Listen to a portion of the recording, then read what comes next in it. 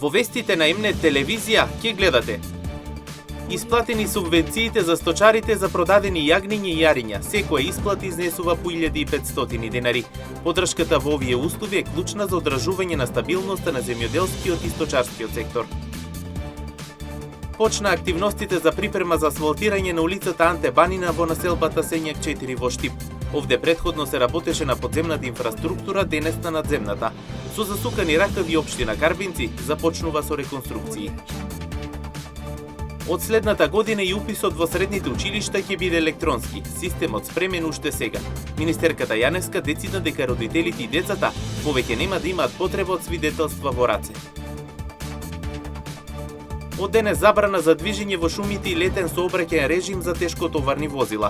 Владата најавува високи казни од 1500 до 2000 евра за оние кои што нема да ги почитуваат мерките. Со вестите почнуваме веднаш по рекламите. Останете со нас.